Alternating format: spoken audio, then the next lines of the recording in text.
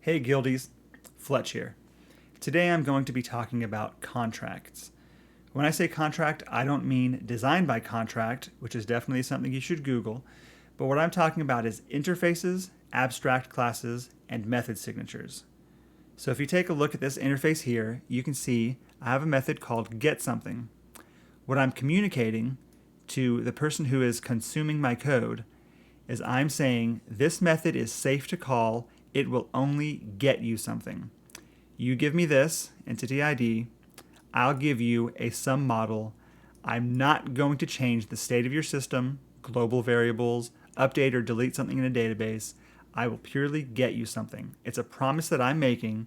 It's a contract that I have to keep. So let's move on to models.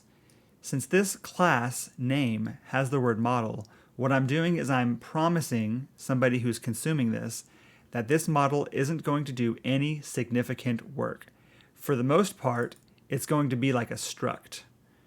So what they can do is they can call this property, they can get it and set it all that they want, depending on how much you are working with immutability.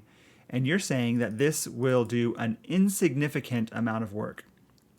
Your class should pretty much only have methods like toString, maybe something for cloning, or maybe something for comparison.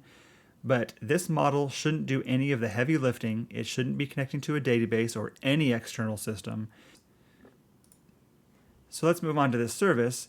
You can see here that I have a constructor here, and it's doing an insignificant amount of work. It is only assigning the dependency that was passed in to a private field. Of course, I implement everything by associating this class with this interface. I'm saying whoever instantiates this class is promised that every part of this contract is fulfilled. For this example, we're going to talk about the static modifier. The static modifier is communicating to anybody who is consuming the method, whether this be an extension method or just a static method somewhere else.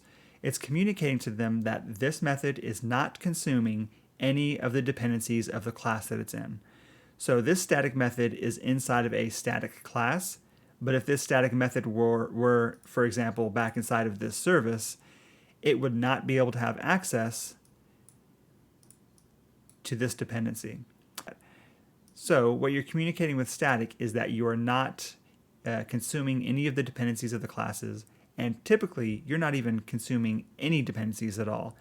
Static is usually a word that means we're going to be doing things functional, which means everything that we need to do is going to be in the confines of this method.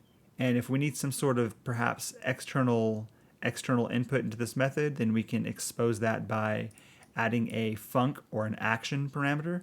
But for the most part, static just means everything is going to be done within the confines of this method. It's very functional, and we are not going to be hitting any of those dependencies.